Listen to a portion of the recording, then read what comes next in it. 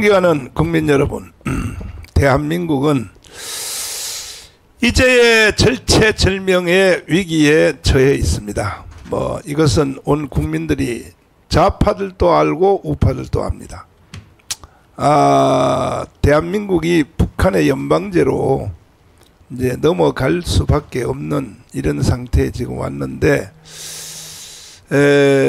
이번에 선거가 완전히 부정선거를 넘어 사기선거를 했기 때문에 이것은 완전히 드러났습니다. 더 이상 설명할 필요가 없이 부정선거는 완전히 드러났고, 이제는 우리는 할 만큼 했고 윤석열 대통령이 해야 될 순서가 왔습니다. 드디어 왔는데, 윤석열 대통령이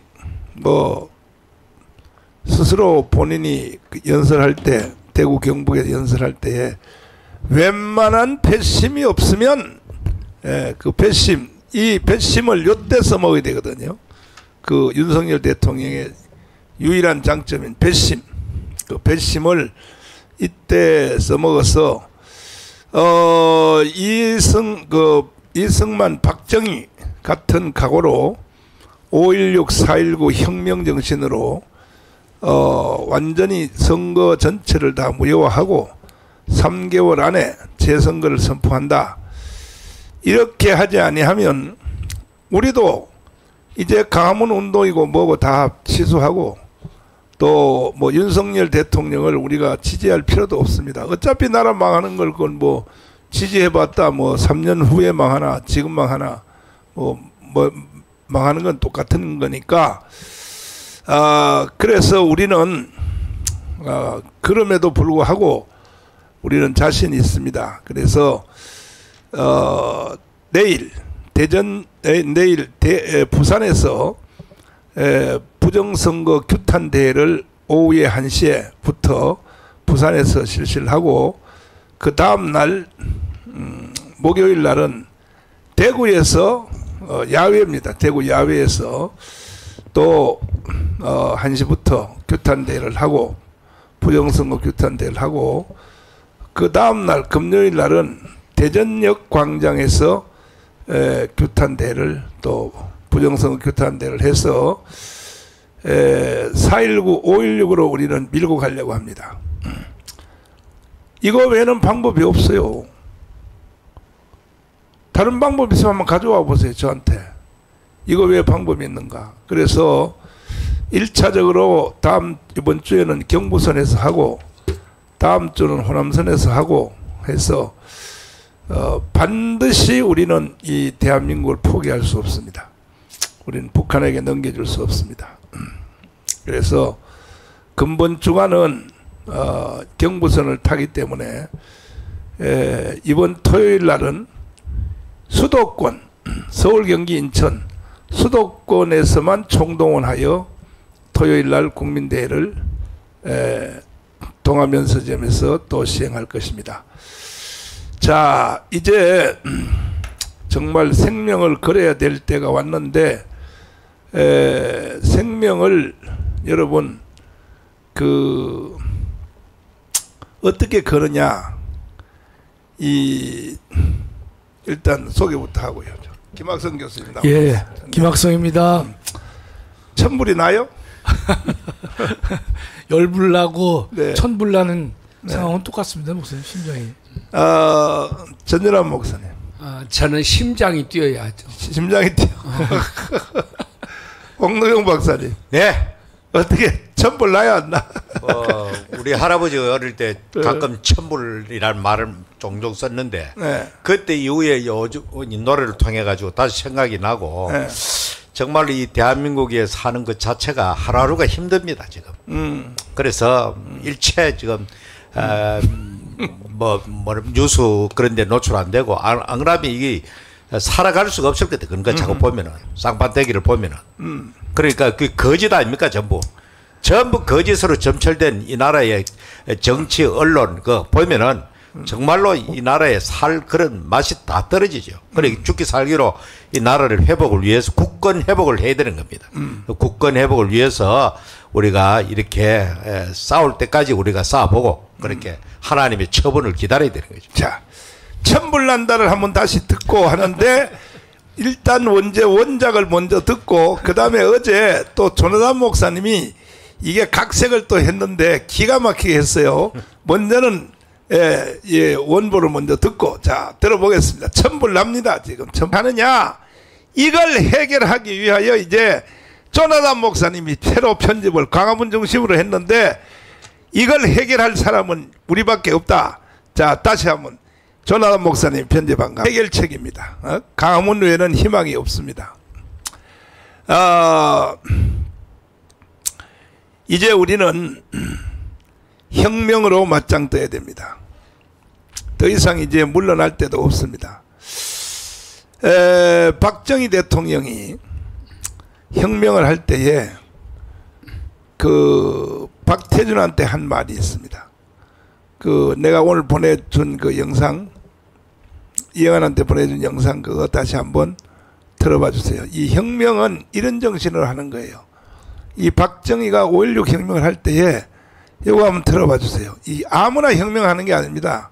혁명은 요거 듣고 나서 요거 또 투표 한번 할 텐데 우리도 이런 정신을 할 수 있느냐 없냐 요걸 1번 2번 투표부터 한번 하고 할 텐데 한번 들어봐 주세요. 어떻게 박정희가 혁명을 했는가.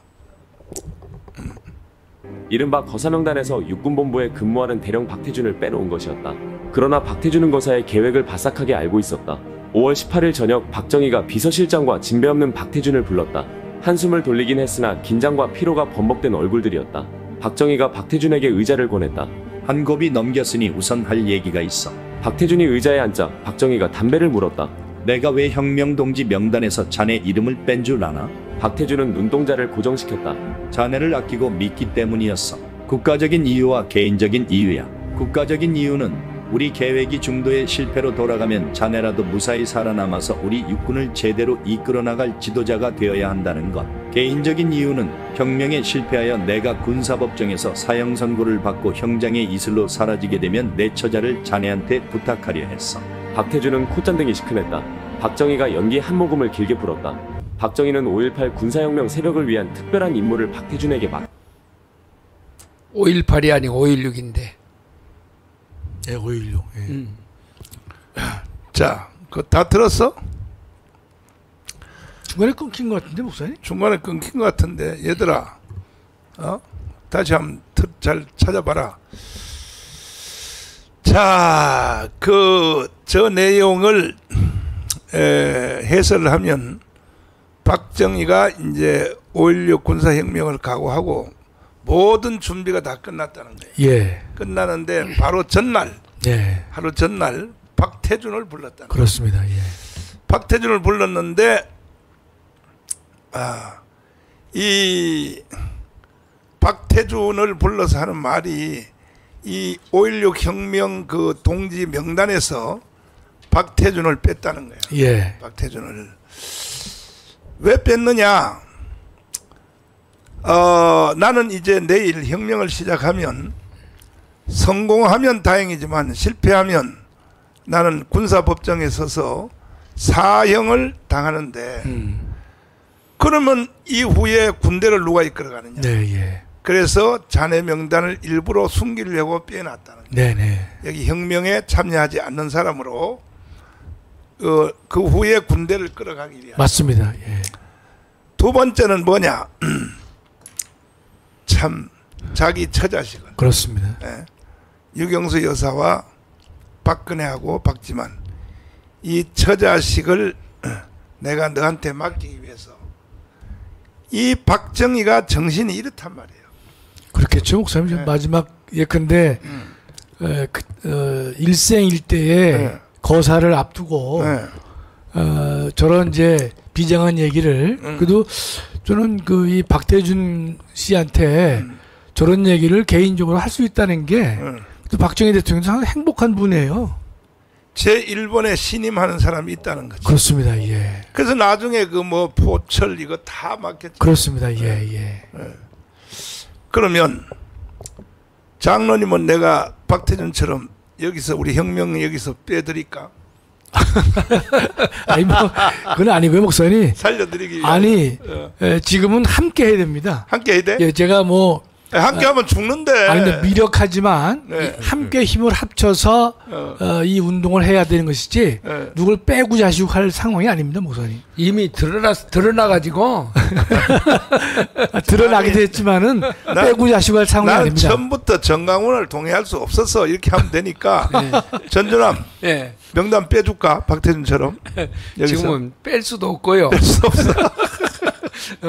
결국은 이제 저런 두 사람이 저렇게 지금 얘기를 했지 않습니까? 그냥 박태준이는 제가 볼 때 굉장히 행복한 사람이에요. 그렇죠. 예. 박태준이는 굉장히 행복한 사람이고 그리고 결국은 이제 포철을 시켜가지고 국가 경제를 일으키는 일을 했지 않습니까? 그게 박정희가 사람을 보는 눈은 대단한 것 같아요. 제가 볼 때 예. 박정희가 보는 사람의 눈, 그 사람의 사람을 쓰는 이런 것을 보면은 어떻게 보면은 사람 쓰는 것은 이승만 박사보다 더 탁월했던 것이 아닌가 그런 생각이 들어요. 아이 제 1번이야. 사람 쓰는 것은 1번이야 1번. 이승만은 그때 나이가 많았고 90 가까이 되니까 흐린 거야 벌써.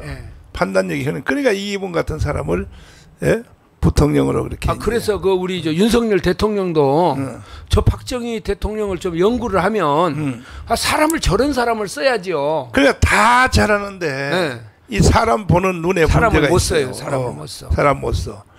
홍도영 박사. 예. 명단에서 빼줄까? 박태준처럼. 아니 빼준다는 것도 좋고 빼준다는 건 그만큼 박태준처럼 신임한다는 게잖아 그게. 그렇지. 뒷일을 훈일을 도모한다. 그렇지. 그러나 뭐 현 상황에서 뭐 빼고 받고 할 거 자시고 할 게 어디 있어요 지금.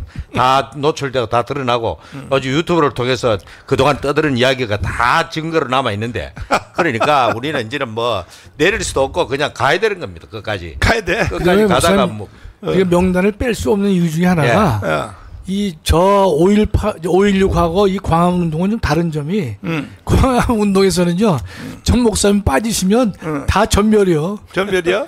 후위를 그렇죠. 후위를 도모할 수가 없어요. 뭐 할 수도 없고. 후위를 도모할 수가 없다니까. 그러니 박정희 대통령께서 참 용병술의 대가라고 많이 했거든 그 당시에. 맞습니다. 예. 서로 상호 견제하도록 만들어가지고 예, 예. 그 권력을 잘 유지했는데 아, 맞아. 이 유경수 여사가 돌아가시고 난 다음에 약간 좀 그때부터 잘못돼가지고 그렇습니다. 그래 예. 차지철 같은 저런 사람을 써가지고 예. 그런 난리판을 벌이는 거예요 그게. 맞아요. 그래 이게 초기에는 그야말로 세계 정치사에 잘 없는 아주 각각 권력기관에 서로 견제할 수 있도록 딱 만들어가지고 그 유지를 잘했다고. 예.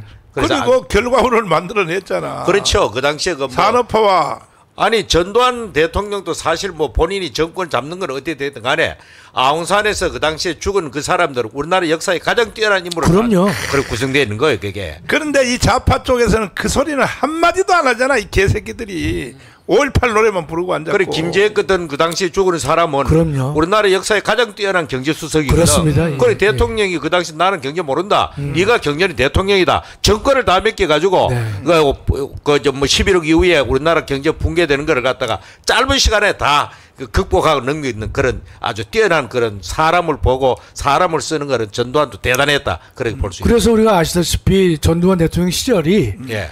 그 7년 동안 예. 대한민국의 경제가 안정됐고 성장했고 그렇습니다. 그랬죠. 적자에서 흑자로. 예, 그리고 예. 그 서민들이 지금 현재까지도 뭐 박정희 대통령 씨는 그 준비하느라 그랬지만은 가장 서민들이 정말 경제가 좋다, 살기 좋다 느낀 게 바로 그 시절입니다. 그 시절입니다. 예, 맞습니다. 그때도요. 딱 그 시절이.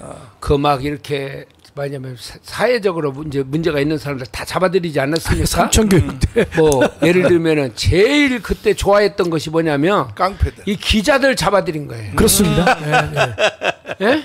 이 기자들을 중앙 기자 말고 이제 예. 지방 기자들 지방에 돈 막 뜨는 그 사람들. 이권에 막 해가지고 맞습니다. 막 협박하고 지금 그런 시대잖아요. 지금 똑같아. 예, 예, 똑같아. 똑같아. 그런데 그때의 사람들이 지금은 중앙 기자들도 다 타락했어. 조선동까지도. 그래가지고 제가 그때 뭐 20대였지만은 제일 좋아하는 것이 아이고 그 쓰레기 같은 기자들 다 잡아들이니까 살 것 같다. 네. 이게 그때 당시에 사람들의 얘기였거든요. 사실은 총보다 더 무서운 게 펜이거든. 네.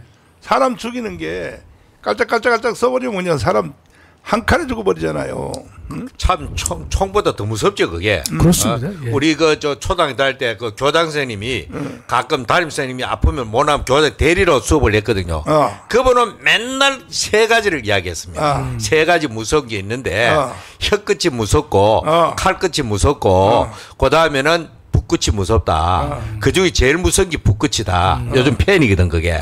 그러니까 우리는 그거 모르고 그게 뭐 무서워. 총이 제일 무섭지. 칼이 제일 무섭지 이랬는데 지랄하고 보니까 그게 제일 무서운 거예요 사실은.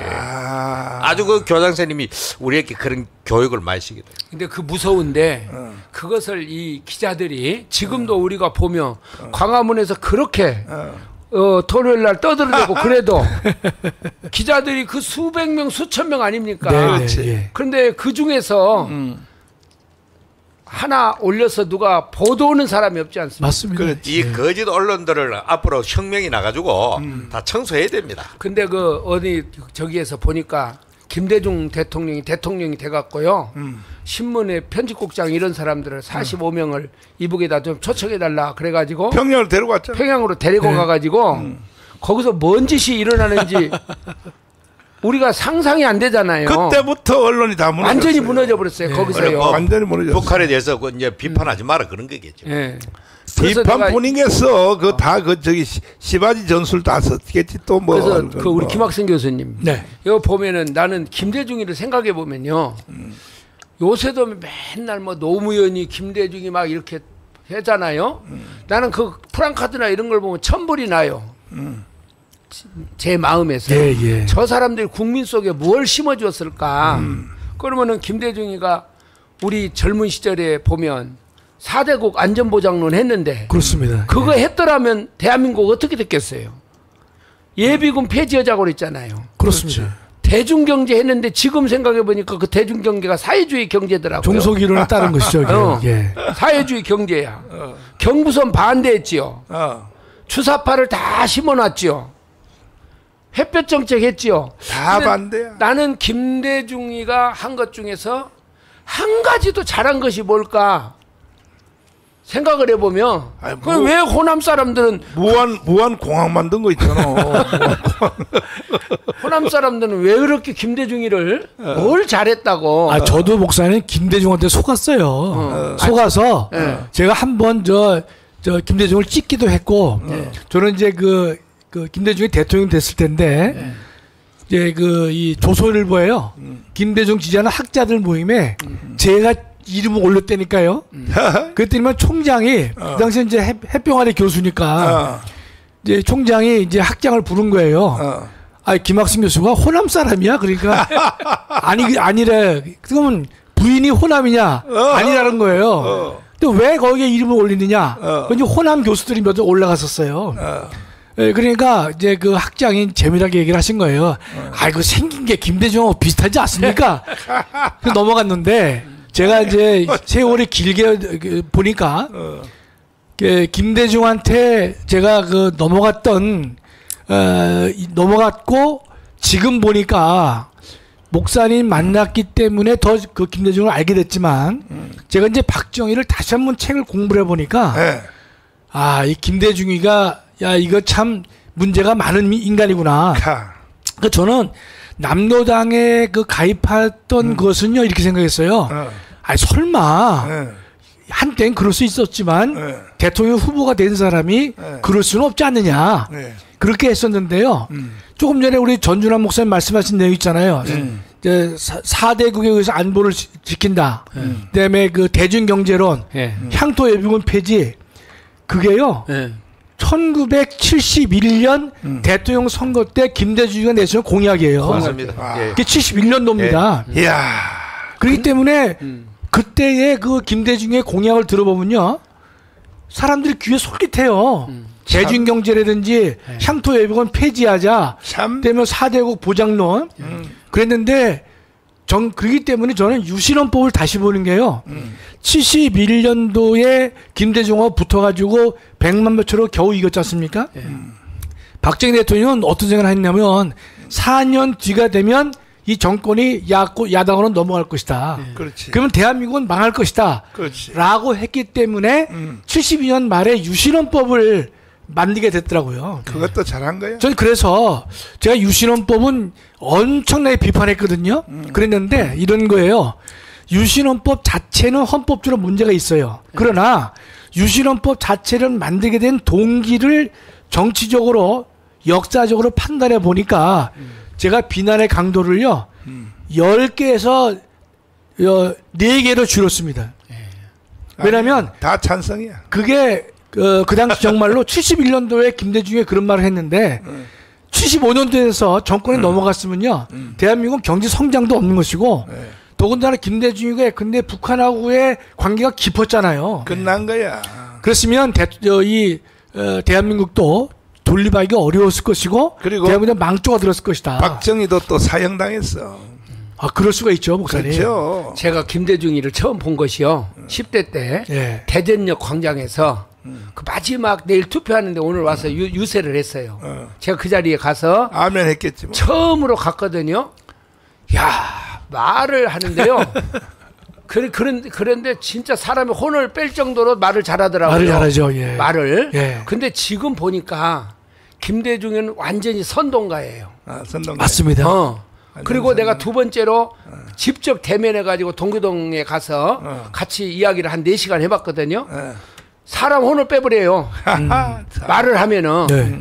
근데 이 사람이 했던 이런 것을 가만히 이렇게 생각해 보니까 와, 이거 완전히 좌파들이 전형적으로 써먹는 선동의 명수가 바로 이 김대중이라는 것을 내가 알게 된 거예요. 그러니까 말 잘하기는 뭐 김대중 잘하지만 우리 전광훈 목사님도 뒤지지 않게 말씀을 잘하시잖아요. 그거는 나는 그 급에 넣으면 안 되지. 아니 말 잘하는 거 뭐. 인류 역사 이 말하고 틀리지. 인류 역사 2000년에 나는 기록이 되니까. 인류 역사 2000년에 참. 목사님 그거 아시죠? 향토 예비군이 언제 만들었냐면요. 김신조. 그렇죠. 김신조가 와서 대통령을 죽이려고 했을 때 그 해에 향토 예비군이 만들었다고요. 맞아. 그게 68년도인데 3년 후에 그 향토 예비군을 없앤다고 하는 정책이 옳은 정책이냐 이 뜻이에요. 저는 그 당시 뭐 어려서 몰랐지만 나중에 제가 그래서 이 김대중에 대해서 이 여러 가지 공부를 해보니까 정말로 많은 국민들이 속았다. 그런 것을 이제 더 확신하게 됐어요. 그 10월 유신의 이제 그 핵심이 뭐냐면 대통령을 간접 선거로 뽑는 거 아닙니까? 그렇습니다. 그걸 예. 체육관 선거라고 하잖아요. 예. 그때 가지고 장춘 체육관에서 일단은 통일주체 국민회의라고 하는 대의원을 먼저 뽑는단 말이에요. 그렇습니다. 지역별로. 그 대의원의 숫자가 몇 명인지 방송실 한번 찾아봐라. 한 7,000명 됐을 거예요. 7,000명? 대략. 그 7,000명이 장춘 체육관에 모여서 이제 대통령을 지명하는 이제 그 선출했죠. 간접 선거잖아요. 예, 예. 지금 미국도 그렇게 하고 있잖아요. 지금 미국이 넓은 의미 선거 예, 예. 인단을 예. 먼저 구별로 투표를 해서 전체 다 먹잖아요. 예, 예. 미국은 예를 들어서 캘리포니아에서 이겼다 그러면 캘리포니아 선거 인단 전체 수를 다 주서 먹는 그렇습니다. 한 예. 사람이 다 먹잖아요. 예, 예, 예. 그 지금도 이제 미국은 그렇게 간접 선거를 하고 있는데 이번 선거에 대해서 그 내 친구 되는 이 토마스 리드가 힐라 호텔에서 만나서 나한테 설명하기를 트럼프하고 바이든 누가 이겼냐 그러니까 트럼프가 이길 것 같다. 예. 이유가 뭐냐 그러니까 양쪽의 표는 이미 확보가 됐다는 거야. 뭐 텍사스는 다 전부 트럼프 거고 그렇죠. 예. 캘리포니아는 다 그 민주당이죠. 텍사스하고 캘리포니아하고 거의 비슷하단 말이야. 그렇습니다. 큰 주니까. 예, 예. 그다음에 이제 이게 중간에서 항상 키를 잡고 있는 구가 6개가 있는데 6개. 예. 네. 그다음에 거기가 이제 뭐 미시간 그다음에 뭐 그다음에 중부에 아주 있습니다. 예. 네. 예. 그다음에 거기 저 장로님이 교황 교수로 갔던 버지니아. 버지니아하고 이제 그 한 5개 정도가 있는데 요 5개 정도에서 이제 길판이 날 거라는 거야. 그러니까 그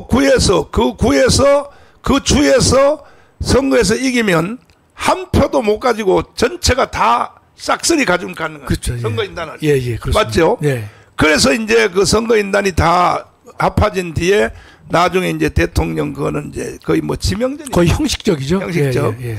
지명적인데 역사에 미국에 보면요, 공화당으로 그 대의원으로 당선돼 가지고 예. 본 선거에서는요 거꾸로 뒤집은 얘가 한두 번 있더라니까. 아니 그러니까 뒤집어지진 않았고 목사님. 그 대의원이 공화당으로 됐는데 민주당을 찍은 사람이 몇 있어요. 후보 중에 대의원 중에. 아 그러면 저 주민들이 예. 그 사람을 용납을 해요? 아니 그 다음에 용납을 안 하는 거죠. 아니 저 정치 생명 끝나는 거지. 네, 좀 끝나죠. 예. 그러니까 거의 다 그 원칙대로 하는데 예외가 몇 있었습니다. 몇 명. 아니 대통령이 근데 아니라 후보가. 근데 192석 그 더불어민주당과 야당 사람들 제발 좀 전향해서 저 자유통일당으로 좀 오라고. 미국도 그렇게 하잖아. 이게 도저히 이건 안 되겠다 할 때는 그렇게 하는 거야. 이 바보들아. 정말 뭐하고 앉아는 거야 지금. 무슨 192명이 그럴 리가 있습니까? 그 인간들이 만약에 갈라진다면 뭐 친문이라든지 친명이라든지 조국이라든지 걸은 그렇게 일부 해쳐 보일 수는 있어도 올놈 없어요 목사님. 저는 아침에 일어나면요. 아까 천불나고 연불나잖아요. 그렇지. 근데 아침에 일어나면서 이런 생각을 해요. 기도하고. 하나님이 항상 역전을 시키잖아요. 어느 날 갑자기. 그래서 하나님은 오늘 뭔 일을 벌려갖고 이 대한민국을 뒤집을까. 그런 생각을 하면서 하루를 지냅니다. 사실 제가. 뭔 일이 벌어질 것 같아요. 그만큼 이미 벌써 이게 국가 사회가 지금 한치 앞을 볼 수 없는 혼돈된 상태라는 것을 이게 청와대 직원들 300명이 모르고 있다니까 이거를. 한마디로 이때까지 본 그 청와대 대통령실의 그 모든 그 시스템이 최약체 같아 지금. 최약체고 전부 다 이게 아참만 떨고 앉았고 지금 무정부 같아 무정부. 예. 무정부야. 컨트롤 타워도 없고 그렇습니다. 뭐 완전 그냥 어디 돌아가는지를 국민들이 불안을 느끼는 게 지금. 저도 홍 목사님 같이 짜증 나서요. 제가 보통 이제 그 이 토크 하는 게 있지 않습니까? 그렇지. 제가 안 봅니다 제가. 왜냐면 열불나서 열불나서 천불나서 볼 수가 없어요. 그러니 이제 할 수 없이 뉴스는 그래서 객관적인 사실을 빨리 보도하니까 그건 안 보면 안 되니까 그건 봐도 다른 것은 제가 짜증나서 못 보겠어요. 아니 이명박 대통령 때 그 저 종편을 만들었지 않습니까? 예, 예. 그렇지. 그때 만들었을 때는 저 종편 때문에 좌파들이 앞으로는 발을 못 붙이겠구나 이렇게 생각을 했어요. 네, 그 네. 종편의 최고의 혜택자는 박근혜요. 네.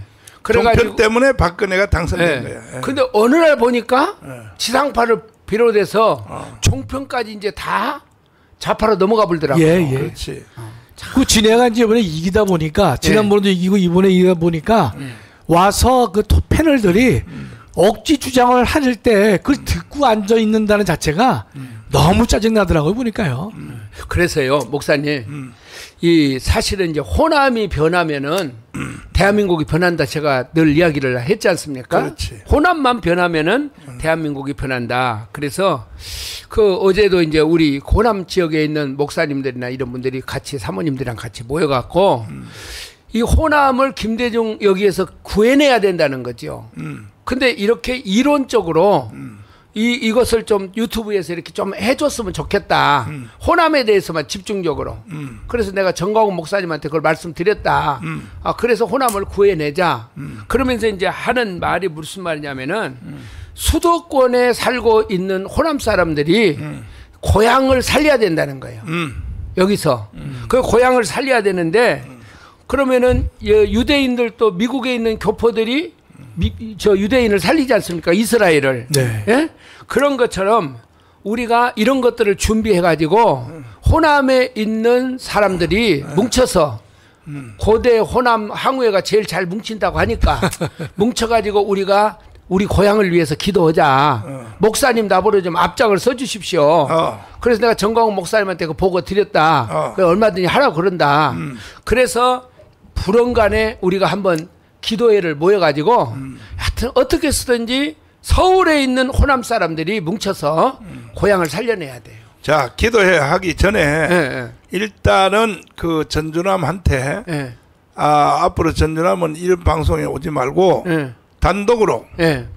호남 방송을 오후에 와서 예. 혼자서 그 하기가 좀 못하면 예. 호남에 그또 강력한 우파 있잖아. 예. 그 목사님들 제일 내가 소리 하나 해줄게요. 예. 지금 한교연 대표회장 있죠. 한교연? 대표회장. 누구죠? 그분이 전라도인데 한교연 대표회장이 전라도인데 우리 교회 헌신 예배를 세워놨더니 하는 말이 뭐라 그러냐면 이래. 예. 이 나라가 바로 되려면 그때 김대중이를 죽여버렸어. 동해에서 그냥 바다로 내렸어야 되는 건데 그게 안 내려가지고 이렇게 이 세상이 이렇게 됐다고. 그 목사님 모시고 또 다른 목사님 모시고 해서 알아본 전화에는 광주의 목소리는 어쩌는 전화 또 왔더라고. 막 성질나가 못 살았기. 그분 같이 오라 그래. 그래가지고 전전남이가 저 사회하면서 호남 향후에 토크를 따로 방송을 넣어라 해서 오후에 하고 그 다음에 어느 정도 형성이 되면 그 다음 뭐 전 목사 교회에서 하든지 우리 교회에서 하든지 해서 기도회를 강력하게 호남 기도회를 해가지고 하여튼 이게 호남을 김대중의 이 악령으로부터 이걸 건져내야 돼. 근데 목사님 동시에 투 트랙으로 가야 될 것 같아요. 트랙. 왜냐면 이제 전준환 목사님에게 하시는 그 의도는 좋은데 제가 볼 때 상당한 인내가 필요하거든요. 시간적으로. 근데 그 전에 근데 이 영남 또는 이제 대구, 경북, 서울에 있는 소위 보수 우파라는 사람들이 결집을 좀 못하고 있어요, 목사님. 그 숫자가 큰데. 그 홍 목사님. 그러니까 예를 들어서 아니 근데 지금 뭐 한동훈이 문제가 나와도 그걸 갖다가 한동훈에 다시 뭐 나오기를 원하는 사람들이 다수가 있다든지 또 그거를 봐주려고 하는 근데 뭐 비대위원장이 있다든지 이런 등등이 이 보수 우파의 의견을 결집을 먼저 시켜줘야 되는데 그 시켜주는 일도 하면서 호남을 깨우는 일을 같이 해야 될 것 보수 우파 같습니다. 결집은 다른 거 없습니다. 현 정권 윤석열 대통령이 우리의 그 부정선거 이거를 기회를 삼아 가지고 그 저 좌파를 척결하고 그 새 놈을 갖다가 문제 때려잡아 가지고 사법 처리해 버리면은 확 돌아오는 거예요. 그렇습니다. 이재명, 조국, 그 다음에 문재인, 그 잡아내면 보수 우파는 결집이 뭐 되지 말라고 해도 되지요. 그것 때문에 사람들이 이탈했거든. 그렇습니다. 예. 자, 일단은 이제 지금 투표할 시간이 한번 됐는데 지금 처음 들어오신 분들 때문에 아까 절반밖에 안 들어왔는데 처음 들어오신 분들을 위해서 박정희의 이 유언을 다시 한번 들어보시고 투표를 한번 하겠습니다. 자, 박정희의 유언입니다. 유언. 5.16 유언입니다. 5.16을 하기 바로 하루 전에 박태준을 불러서 유언을 한 겁니다. 유언을 다시 한번 들어보십시오. 한번 들어보시고 볼륨 높여라. 에게 맡기지 않았다. 이른바 거사명단에서 육군본부에 근무하는 대령 박태준을 빼놓은 것이었다. 그러나 박태준은 거사의 계획을 바싹하게 알고 있었다. 5월 18일 저녁 박정희가 비서실장과 진배 없는 박태준을 불렀다. 한숨을 돌리긴 했으나 긴장과 피로가 범벅된 얼굴들이었다. 박정희가 박태준에게 의자를 권했다.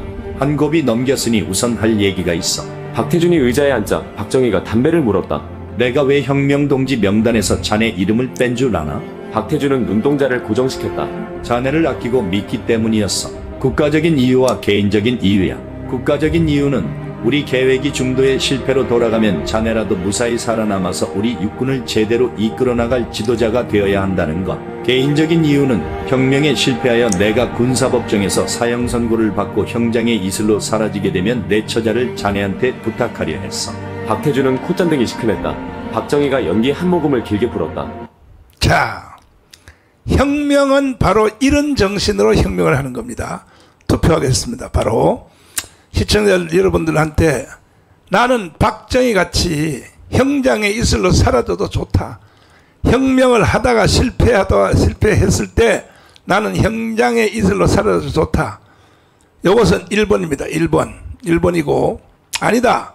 박태준 같이 나를 좀 빼줬으면 좋겠다. 2번. 박태준처럼 살려줬으면 좋겠다. 2번. 자, 1번, 2번 투표 한번 하세요. 이야, 형장의 이슬로 사라져도 좋다. 1번이야. 이게 가문의 실력이야. 이거 참 와, 좋아요, 좋아요, 좋아요, 좋아요, 좋아요. 신난다, 신난다, 신난다. 신나요, 신나. 와, 참. 계속 올려, 계속 올려, 계속 올려, 계속 올려. 이러면 이제 끝나는 거야. 이제 나라 살아나는 거야. 응? 2번이 가끔 하나 있네, 가끔. 저 아마 90대는 할머니가 2번으로 실수를 해서 하는 것 같아. 3번도 있어. 장난치는 사람들이. 3번도. 하여튼 100명 중에 1번은, 한 명은 항상 간첩들이 들어오니까, 저 북한의 통전부에서 들어와요, 여기에. 또 4번도 왔어요. 이제 4번 저건 북한의 통전부에서 온 거야. 4번에서 왔어요. 그리고 댓글 중에서 그것도 한 개는 꼭 보면요, 엉뚱한 씹고 나가는 놈이 있거든. 그거 다 북한의 통전부에서 오는 겁니다. 통전부에서 오는 거니까 그런 걸 보고 상처받을 필요는 없고. 자, 이렇게 되면 이제는 제1차 혁명이 바로 이승만의 혁명, 건국. 2차 혁명이 박정희 혁명인데 이번에 3차 혁명 우리가 이기겠습니다. 드디어 이것이 확실해졌습니다. 아이고 감사드려요. 너무너무 감사드려요. 자, 이제 빨리빨리 또 연락해서 우리 오늘 10만 명으로 동시시청 10만 명으로 맞출 수 있도록 혁명정신으로 계속해 주시고, 내일은 부산역 광장에서 부정투표 규탄대회를 합니다. 부정선거? 부정선거. 예. 40 부정선거 규탄 국민대회를 부산역 광장에서 하니까 부울경, 경남, 부산, 울산, 경남에 속한 사람들은 총 직결해 주셔서 일단은 모이는 숫자를 보고 좌파 애들이 아직 다 오줌을 싸도록 이거 끝났다 이거 도저히 저 광화문 못 이기겠다 이렇게 할 수 있도록 하고, 그 다음은 이제 다음 날은 또 그 반월당 사거리입니다. 대구에 목요일 날 오후 1시입니다. 똑같이 반월당 사거리에서 또 우리는 국민대회를 또 이 규탄대회를 또 실시합니다.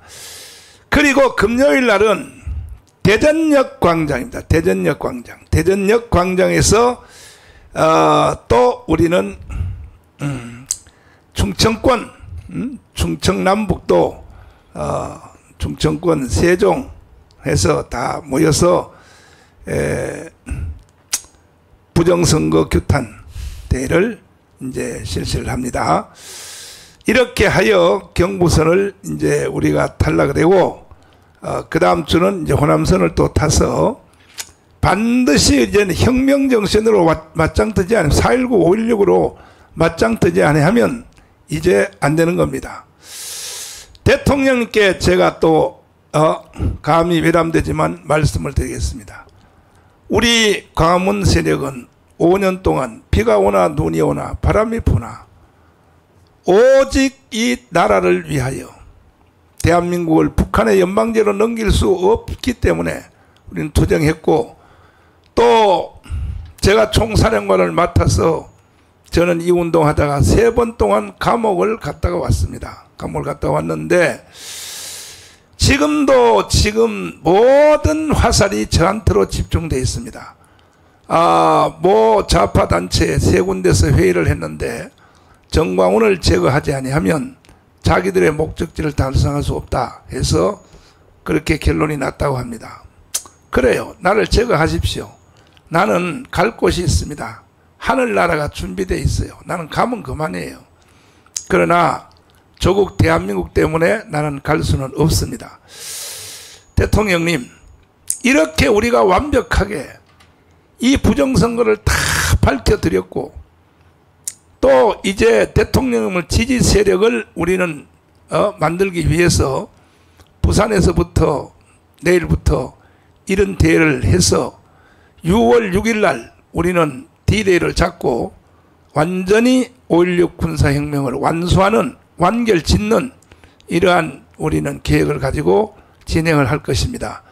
이제 대통령님이 하실 신서가 됐습니다. 대통령님 말씀하셨잖아요. 경북대구에서 연설하기를 웬만한 배심이 없으면 이제 배심 그거 마지막으로 한번 써먹을 때가 왔습니다.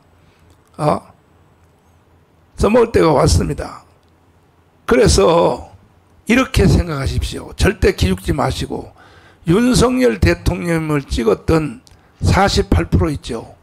1638만 명은 아직도 그대로 살아있다고 보면 됩니다. 감히 제가 대통령에게 이렇게 뭐 권유를 하거나 권고를 할 자격이 없지만 나는 대통령이 되어본 적도 없고 또 정치에 대해서 난 잘 모르지만은 그러나 이것은 상식입니다.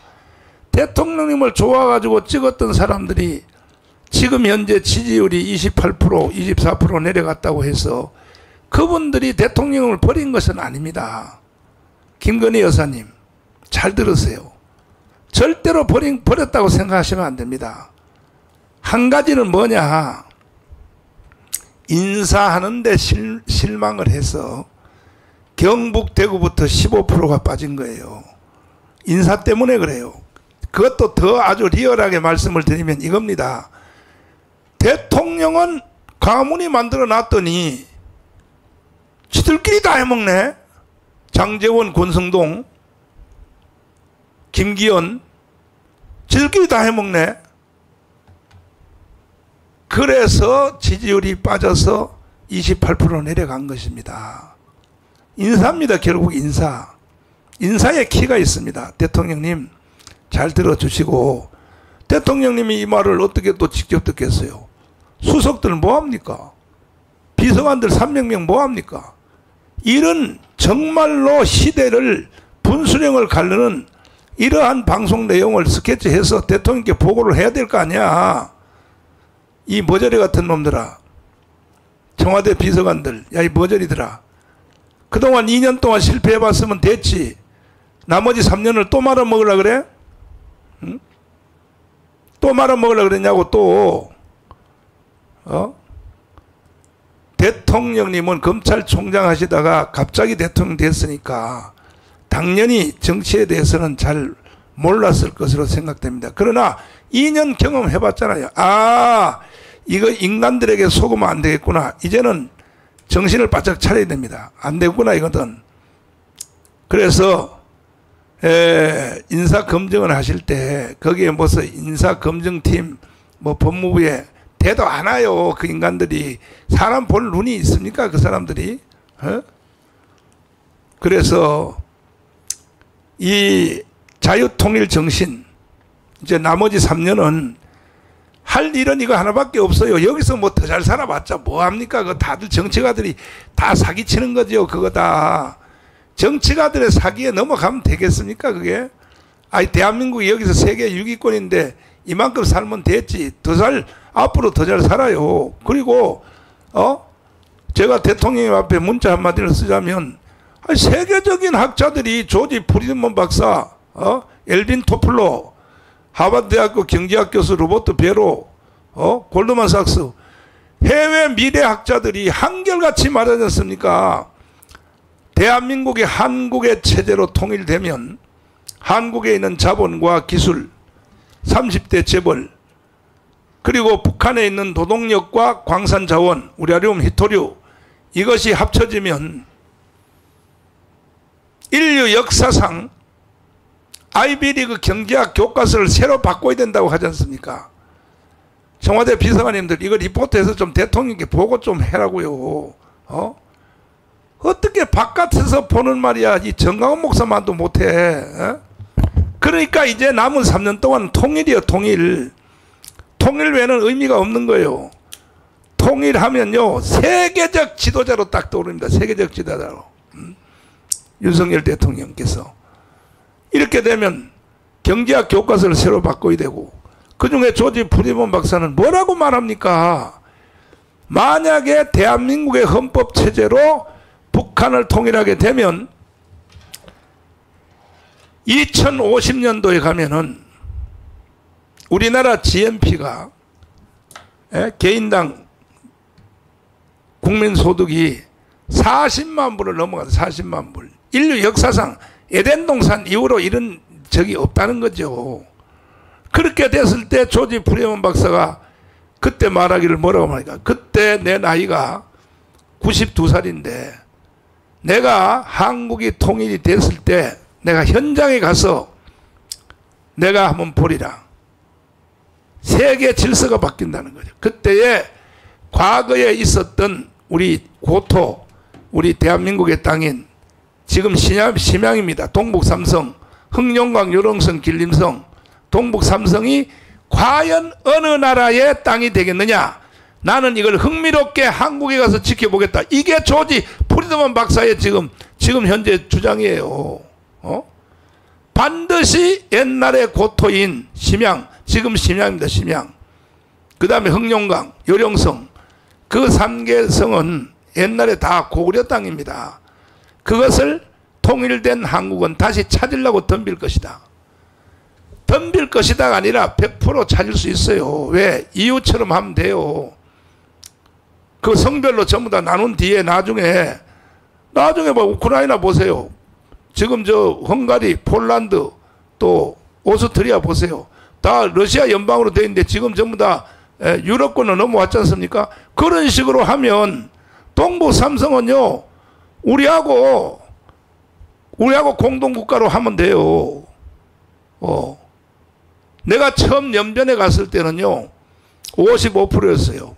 조선족들이 55%. 그리고 전부 주력 간판이 전부 한글로 다 돼 있어요. 한자가 보조로 간판에 이렇게 써 있었다고요. 근데 지금 완전히 동북 공정 때문에 중국 놈들이 겁먹어가지고 말이야. 전부 조선족 이동 다 시켜가지고 저 남쪽에, 저쪽으로 상해, 항주 이쪽에 가서 일하라고 이동시켜서 지금 조선족이요 20%도 안 돼요. 지금 중국 놈들이 은큼하단 말이에요. 그래서 이러한 것을 아시고 윤석열 대통령께서 적은 일에 신경 쓰지 마세요. 뭐 특검, 뭐 최상병 특검, 뭐 김건희 특검, 그 개지랄 떨어봤자 그거 되지도 않습니다. 우리는 혁명으로 맞짱 떠서 대통령님을 받출 테니까 통일에다가 딱 초점을 맞추시고, 어제 그렇지 않아도 또 북한이 또 인공위성을 가장한 군사위성을 또 쐈는데 중간에 폭발했는데 2분 만에 이제 하여튼 북한이 무슨 불장난을 이제 할 가능성이 있습니다. 할 때에 바로 통일의 기회를 삼아 주시기를 바라고, 일단은 뭐 그것만 바라보고 있을 수 없으니까 우리를 보시고 우리 광화문을 보시고 다시 한번 우리 저 조나단 노래 다시 한번 들려드릴 테니까 대통령님 들으시고 힘을 내세요. 이걸 보시면 얼마든지 우리 이길 수 있습니다. 좌파 겁내지 마세요. 192석 제가 아무것도 아닙니다. 다 쓰레기들입니다. 이미 벌써 그 안에서도 내분이 또 일어났어요. 조국이하고 또 이재명하고 또 싸움이 붙었습니다. 정치가들은 다 쓰레기들입니다. 쓰레기들. 그래서 윤석열 대통령이 많은 사람도 없는 거예요. 우리가 괜히 아참해서 하는 말이 아니라, 자 다시 한번 들어봐. 안 납니까? 조금 전에 투표하는 거 보셨죠? 대통령님을 위하여 죽을 사람, 생명을 내걸 사람이 수만 명이 지금 여기 투표에 들어오지 않습니까? 이런 단체가 어디 있습니까? 근데 왜 기죽어요? 기죽을 필요 없습니다. 어제도 17개 정당이, 조국 정당, 그 다음에 뭐 또 뭐야 그 저기 더불어민주당에다가 또 정의당, 녹색당 7개 정당이 서울역에서 집회를 했는데 7개 정당이 총동원했어요. 했는데 2,000명도 안 모였어요. 2,000명도. 예. 그런데 이 경찰들, 이 개자식들이요, 전 차선을 다 막았다고요. 맞습니다. 예. 전 차선을. 예. 우리는요 차선 막아달라고 그렇게 말을 해도 안 막아주고 안 들어줘요. 예. 그러니까 이 경찰 이놈들이요 뭔 생각하냐면 이미 정권이 넘어간 걸로 착각하는 거야. 그러니까 윤석열 괜히 줄 서봤자 덕 볼 거 없다. 예. 벌써부터 그 공무원들이, 특히 이제 경찰들이 네. 정부에 민감하니까 이 정부에 대해서는 필요 최소한만 하고 보험을 들어야 나야 되겠다. 그런 생각을 경찰들이 하고 있기 때문에 우리는 목사님 민노총은 1m 거리를 두고 앉잖아요. 네. 우리는 바짝바짝 붙어 앉잖아요. 걔들은 가로 세로 1m야. 예. 예. 우리는 그럼에도 불구하고 한 명의 부상자도 나지 않는 그렇죠. 그러한 이제 우리 집회인데도 불구하고 정말 잘못하면 이 사상자가 날 수도 있는 집회거든요. 그렇죠. 하도 붙어 앉아가지고 그렇음에도 불구하고 그 차선을 열어주지 않는 태도가 참 도저히 이 상식적으로 이해가 되지 않습니다. 우리 토요일 날 그 집회한 거 드론 영상 한번 보여주세요.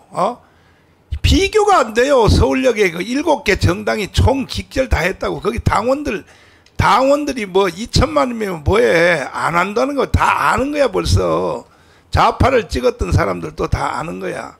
좌파 다 찍은 것도 아니고 다 사기쳤지만은. 그런데 그 자식들이 뭐를 왜곡했노 하면은 몇 년 전에 우리 자유우파가 강문에서 했는 엄청나게 많이 모인 인파 그걸 마치 이번에 천상병 특검 항의하는 그 데모 서울역에서 조금 모이는 그걸 갖다가 과거에 우리가 했는 걸 그걸 띄워가지고 그런 식으로 우리 사기를 치더라고 개새끼들이. 정말 아유 진짜 한마디로 쓰레기 중에 쓰레기 개새끼들이. 아니 지난 토요일 날 우리 저 국민대회 한번 보세요. 이거 영상 드론 영상 한번 보세요. 들어봐요.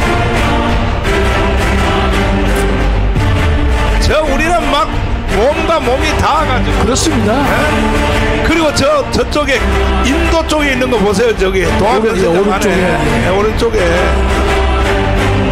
도로 쪽에 서 있는 사람 보시라고. 도로 쪽에 경찰들이 근데 어떻게 하든지 저 빌딩 속으로 밀어 넣으려고 말이야. 네.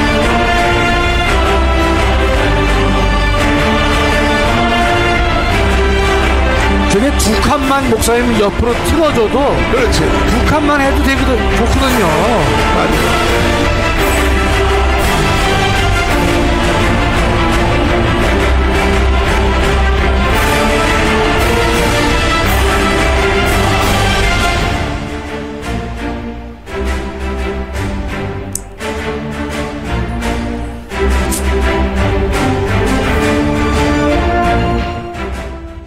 자, 정치는 어차피 죽고 사는 문제거든요. 예. 너가 죽느냐, 내가 사느냐, 내가 죽느냐, 너가 사느냐. 정치는 결국은요. 네. 이거는 사생결단이거든요. 예. 뭐 둘 다 같이 살자 다 뻥이요. 그 미국 정치 정도가 돼야 되는 것이지. 한국 정치는요. 이승만과 이승만과 그 남노당의 박헌영도 네. 너 죽고 나 죽고거든. 그렇습니다. 둘 중에 하나. 예. 박정희도 마찬가지야. 한국 정치 수준이 아직 그 정도 안 됐단 말이에요. 이번에도 이재명 하는 꼴 보라고요. 어떻게 생각하세요? 이재명 하는 저도 참 이번에 선거에서 이런 결과가 나올 수 있겠는가. 목사님 잘 아시다시피 이재명이가 공천하는 과정에서 얼마나 그 자기중심적으로 했습니까? 친명 횡재를 했고 비명 행사를 했음에도 불구하고 전 그래서 또 하나는 그러한 이재명이가 혼자 독단적으로 황제와 같은 역할을 했기 때문에 그 이재명이 그 당은 분리가 될 것이다 라고 했었는데 분리는 됐어도 떨어져 나가도 그거를 따라 나가는 사람이 별로 없더라고요. 그만큼 지금 이 좌파 세력들이 이재명의 중심으로 이 집결되어 있는 그 상황. 그 다음에 이재명이는 뭐 아시다시피 7개 범죄에 대해서 9개 혐의와 7개 범죄에 대해서 현재 재판 중에 있는 사람임에도 불구하고 그렇게 대한민국 국민들이 따라다니는 걸 보면요. 참 이게 뭐라고 설명하기 어렵습니다, 목사님. 이 현상을 어떻게 저렇게 이 범죄 집단인 사람들을 갖다가 따라다니는지 정말로 대한민국 국민의 한 사람으로서 정말 열불 하고 천불 나는 것 이외에는 없어요, 목사님. 윤석열 대통령이요. 저 이제 보면은 목표가 없어요. 목표가. 예. 뭐 무슨 목표가 없냐 그러면 대통령이 딱 돼가지고 자 이런 세력의 좌익 세력에 대해서 청산을 해야 되겠다. 요걸 딱 목표를 분명하게 정하고 그 다음에 그 밑에 이것을 할 수 있는 사람을 딱 배치를 해야 되는데 네. 이게 박정희 용병술 아닙니까? 아니 그 문재인도 그렇게 했잖아요. 네. 그럼 목표를 정하고 그렇지. 사람을 딱 하고 근데 이 지금 2년 동안 윤석열 대통령을 이렇게 보면은 자기 마음속에는 그런 것이 있는 것 같아요. 마음엔 이걸 있죠. 척결해야 되겠다. 그렇습니다. 근데 그것에 대해서 어떤 국정의 목표로 이걸 분명하게 내세우지를 못해요. 첫째가 그다음에 두 번째로는 뭐냐면 사람을 쓸 줄 몰라요. 그러면은 지금 여기 보니까 너하라 방송을 보고 잘못된 걸 이제 알았다는 거예요. 그러니까 이제 우리 너하라가 국민을 계몽하는 거였단 말씀하죠. 네. 그래서 이 윤석열 대통령이 빨리 목표를 정하라는 거죠. 지금도요. 선거가 이렇게 딱 끝나면은 시간이 없구나. 그래서 가장 지금 국민들이 원하는 것이 조국, 문재인, 이재명 지금 이 처벌이죠. 문제를 빨리 처벌하라는 그럼요. 거 아닙니까? 예? 그렇지. 그러면 이것에 대해서 목표를 갖고 검찰총장이나 뭘 누구 시키더라도 너 이거 할 수 있겠느냐? 둘이 얘기를 해서 내가 이거 하겠습니다. 그런 사람을 시켜야지. 시켜놓고 보니까 말을 안 들어요. 그러면 누구 책임입니까? 윤석열이 책임이거든요. 그리고 지금도 딱 하면은 협치를 하라 그러잖아요. 그렇지. 분탕질을 하면서. 그러면 협치를 할 거냐? 아니면은 이걸 정리를 하고 갈 거냐? 윤석열이가 지금도요. 이걸 갖다가 지금도 방향을 못 정하고 있어요. 뭘 보면 아느냐 그러면은 사람을 쓰는 거 보면 안단 말이죠. 이 사람이 맞아. 협치를 하려고 그러는지 아니면 이걸 정리를 하려고 그러는지. 그러니까 여기도 계속 하는 말이 누구 옆에 두지 마라, 누구 옆에 두지 마라 계속 나오는 김한길 것이, 옆에 두지 마라. 이게 계속 나오잖아요 지금. 그렇지. 사람들이. 그러니까 윤석열 대통령이 김한길 빨리 쳐내라. 지도자로서 협치를 할 것 같으면 그리 가버리고 아니면은 이것을 정리를 해야 되겠다. 그러면 그쪽으로 가서 이 보수 우파들이 그쪽으로 집결할 수 있도록 최소한도로 48%는 집결해야 줘야 되거든요. 그거 하라고 윤석열을 대통령을 뽑아줬는데 윤석열은 지금 2년을 지금 허송세월을 해버린 거예요. 그렇죠. 그래서 저는 정광훈 목사님이 자꾸 그 한동훈이에 대해서 처음에 나올 때 얘기했지 않습니까? 그래. 그 뭐 윤석열 대통령이 지금이라도 빨리 이 문제를 정리해서 목표를 정하라는 거죠. 그리고 거기다가 사람을 갖다가 배치를 하고 그거 안 하면요.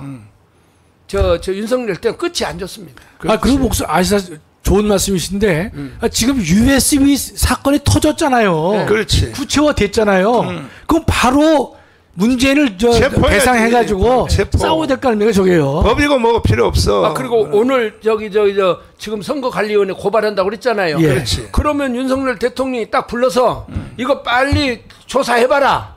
그리고 빨리 지시를 해야죠. 이걸. 그러니까 윤석열 대통령이 국정의 목표가 없어요. 그리고 사람의 옆에다가 쓸 줄을 몰라요. 나는 이게 가장 큰 핵심이라고 봐요. 홍동현 박사님. 예. 민정수석실을 폐기했거든. 민정수 폐기했죠. 예. 그 폐기한 의미는 뭘까? 왜 민정수석실? 글쎄 과거에 민정수석실이 해가지고 권력이 남용된다 이런 이미지가 있으니까 자기는 좀 더 차별화한다고 그렇게 했겠지만은 결국 있을 건 있어야 제대로 작동하는 거예요. 맞습니다.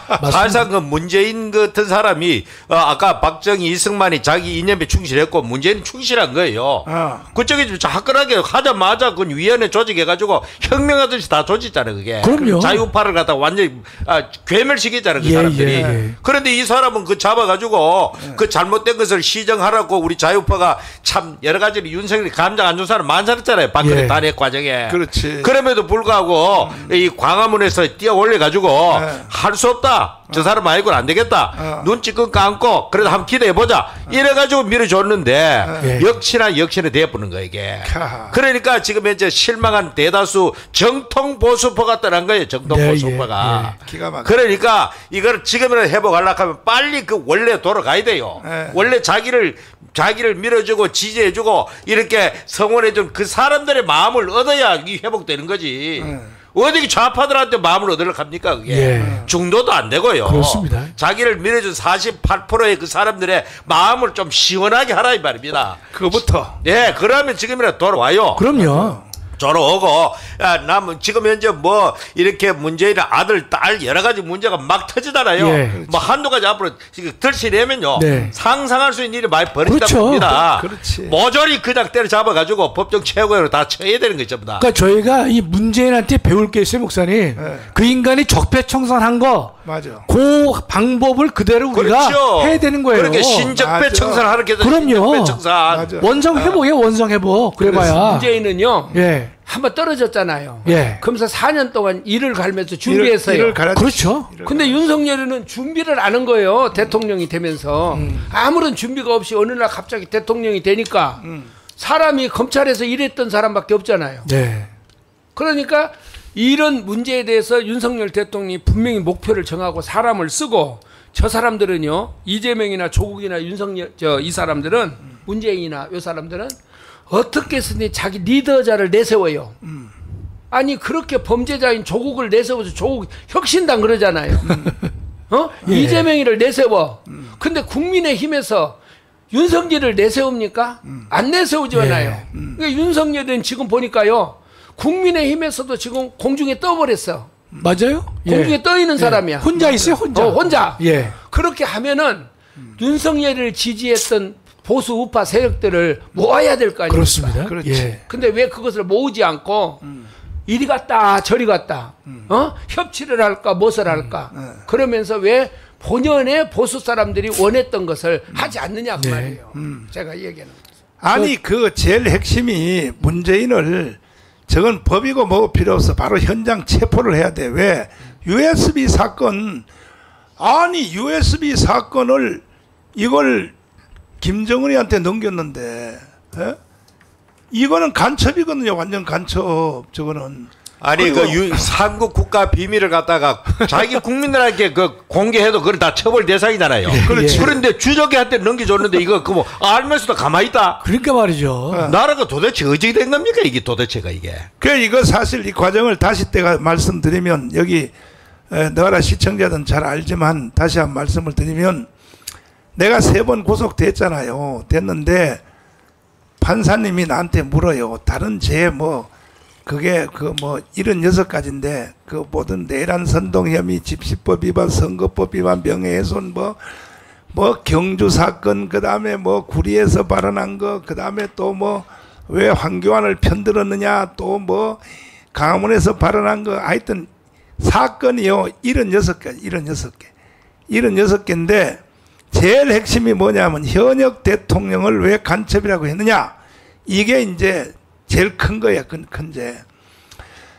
그래서 허선아 판사님이 물었어. 현역 대통령을 왜 간첩이라고 하느냐. 그래서 내가 대답하기를, 이건 내가 대답할 문제가 아닙니다. 이거는 문재인이가 USB를 김정은한테 넘겼는데 그 USB 내용 안에 보면 자기가 스스로 간첩이란 것이 그 안에 다 있습니다. 그러니까 판사님이 재판은 여기까지 하고 청와대한테 USB를 제출하라 그랬어요. 못하는 거야. 또 하라 그랬어요. 못하는 거야. 3번째 또 하라 그랬어요. 못하는 거야. 그러니까 그냥 전체를 다 무죄를 때려서 내가 내가 그 12월 30일 날 내가 완전 무죄로 석방이 된 겁니다. 76개 혐의로. 거기는 김대중에 대해서도 있어요. 또 김대중을 내가 남노당이라 했다 해가지고 그것도 고발 사건에 또 들어가 있었다고. 남노당이 아니에요? 남노당인데 남노당이 그 누가 나를 고발했냐면요. 저 김원근이가 아들이 고발했어요. 우리 아버지는 남노당이었는데 남노당이라고. 그 김대중이 말이에요. 그 저기 저 미국에서 나왔다는 그 13조인가요? 그래. 그것을 그렇게까지 했는데 왜 그걸 수사 안 합니까? 그러게 말이야. 아니 예를 들어서 윤석열이가 그 짓을 했다면은 정광석과 같이 수사해 볼 겁니다.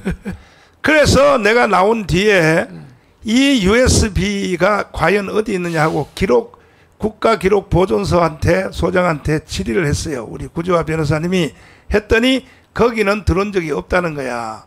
그러면 대통령 임기 중에 있었던 모든 사건은 국가기록보존소에 넣어놓고 30년 후에 공개하게 돼 있는데 그거 안 넣은 것만 해도 그건 위법 아닙니까? 범죄죠. 범죄죠.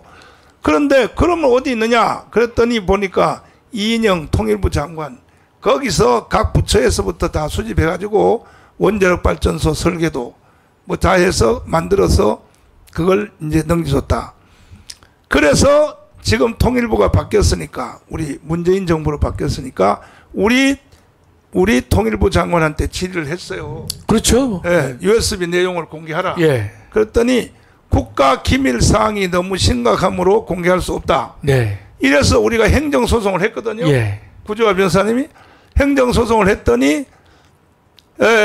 또 판사들이 USB 내용을 제출하라니까 못한다. 우리 정부가 못한다는 거예요. 예. 우리 정부가, 우리 통일부 장관이 못한다 하니까, 그러면 우리 판사들이 통일부에 직접 가서 한번 보겠다 내용. 그렇습니다. 그 판사 3명이 갔잖아요. 예.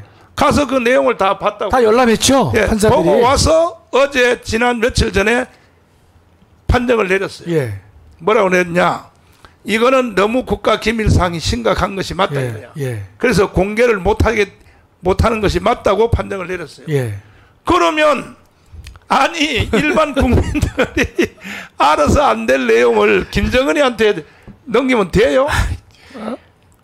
말도 우리가 예. 말문이 막힌다는 게 바로 이런 상황이죠, 목사님. 참 기가 막혀. 그러면 예컨대 이런 상황이 되면 예. 바로 이 문제를 처벌할 수 있도록 해야 될 거 아닙니까, 목사님? 그렇죠. 전면전으로. 그렇죠. 그러니까 우리가 다 우리 목사님들이 말씀하셨지만은 보수파가 실망한 건 뭐냐? 윤석열이가 예컨대 정말 이 문제를 정확히 해결해 줄 것이다라고 믿고 맡겼는데 그 일을 제대로 안 했기 때문에 정말 실망을 많이 한 거 아니겠습니까? 자, 그럼 첫째 USB 있죠, 목사님? 서해 공무원 월북 사건을 갖다가 그렇지. 문재인이가 보고를 받고 한 것임에도 불구하고 국가안보실장 선서 끊었어요. 근데 뭐 최상병 사건에 대해서 윤석열 대통령이 경로했다고 그걸 가지고 특검하자고 그러잖아요. 그러니까요. 특검을 누가 해야 되는 거예요, 도대체가? 아니 그다음에 귀순 오브 있지 않습니까? 그 강제 북송시켰잖아요. 그렇지. 그것도 국가안보실장 선서 끊어버렸어요. 이야, 임원석이가. 기가 막히네. 그러면 대통령이 그걸 경로해죠, 경로. 그렇죠. 최고 책임자가 문재인이가 그걸 관여했을 터인데 왜 국가안보실장으로 끊었냐 말이죠. 제가 그때부터 보면서 야, 이 윤석열 정권이 문재인의 적폐 수사만큼 제대로 미치지 못한다. 실망했죠, 사실 그때요. 뭐 미치지 못하는 게 아니고 전혀 없는 거죠. 없어요, 없어요. 맞아요. 반국가 세력 규정했으면은 그 반국가 세력을 향해 가지고 구체 행동이 나가지고. 그렇습니다. 그래 전혀는 그렇잖아요. 내가 못 쏘면 내가 죽잖아요. 그렇지. 내가 죽는데 지금 당하고 있는 거예요 지금 현재. 맞아요. 예. 내가 먼저 쏴버렸으면 안 죽는데 저 반대로 그쪽을 하는데 지금 총알을 맞고 있는 거예요 지금. 나는 윤석열 대통령 되고 나서요. 에이. 잘 몰랐잖아요. 제일 내가 실망한 것이 뭐냐면 뭐 총리 후보가 누가 나오고 막 그랬잖아요. 그렇지. 인선 의원도 멋져가고. 예. 야, 어떻게 저런 사람들을 옆에다 두고 아마 옆에서 그랬을 거예요. 좌파 사람들도 섞어가지고 협치를 하자. 그래요. 그런 사람들이 들어와가지고 윤석열 대통령을 완전히 분탕치를 해버린 것 같아요. 박영선, 양정철 이런 이름들이 막 나왔잖아요. 누가 부처께서 글에 나오지 그게. 그러면은 윤석열 대통령이 그걸 저런 것을 경북에 가서 그렇게 하고 그런 마음의 마인드를 가졌다면 분명히 목표를 정하고 아까 이야기한 것처럼 사람을 딱 선택해가지고 아 이것만큼은 반드시 했다 그러면 90% 갔을 거예요. 그렇죠. 예. 국민들이 열광했을 거란 말이에요. 90% 같이. 그러니까 윤 대통령이 반국가 세력 얘기했지 않습니까? 그렇죠. 자유총연맹에서 맞아. 그 다음날 민주당이 국힘한테 뭐라고 그랬냐면요. 그 우리가 반국가 세력이냐라고 반문했어요. 국민의힘이 답을 안 해요. 답을. 니네다 말이지 이런 말을 안 하니까. 그걸 몰라서 네? 물어? 이렇게 해야지. 그래가지고 싸워야 되는데 그게 일반론적으로 얘기를 했다고 국민의힘이 그렇게 답변했어요. 에라이 그래서 내가 야 니네 그따위로 하려면 다 때려쳐라 말이지. 그렇죠. 그러니까 지금 윤석열 대통령은 각오가 아직까지도 분명해요. 한데 이게 옆에 있는 보좌관들 있잖아요. 300명 가까이 이 용산에 있는 이것들은요 그냥 5년 동안 좋은 직장 잡은 거야. 그래서 그냥 살살 해서 너무 세게 하면 안 됩니다. 절대로 극우로 가면 안 됩니다. 요렇게 살살 해가지고 윤석열 대통령 두고 보세요. 대통령 임기 딱 끝나면 바로 깜빵입니다. 이재명요? 이재명을 사람을 보면 안 됩니다. 아직도 이재명이 눈에 안 보이십니까? 그러니까 대통령이 깜빵을 가든지, 예? 조국, 그 다음에 문재인, 또 이재명이가 깜빵 가든지 둘 중에 하나요. 이게 완전히요. 이거는 완전히, 예. 그래서 이 사실을 여기에 대한 최고의 주범이 나는 여기도 댓글도 계속 올라오지만은 김한길이라고 보는 거야. 난 이 주범이 뭐 협치를 하라, 뭐 충돌하지 마라, 뭐 김한길이 난 김한길 이 국민들이 더 잘 알잖아요. 뭐 댓글에 봐요. 다 김한길이라고 그러잖아요. 다 김한길. 김한길 때문에 2년 동안 망한 거야. 사실은 전부 다 인사 임명한 거 이것이 다 망했는데 이제 시간이 없어요. 이제는 이제 3년밖에 시간 없어요. 이제 3년도 안 남았어요 지금. 그러니까 여기서 결단을 내려야 되는 거야. 윤석열 대통령이. 뭐 윤석열 대통령이 아까 박정희 대통령처럼 완전히 죽냐 사냐 하는 그런 결단을 하시든지 아니면 박근혜처럼 깜빵을 또 가서 또 뭐 종신형을 받든지 각오를 해야 돼요. 결단을 해야 됩니다.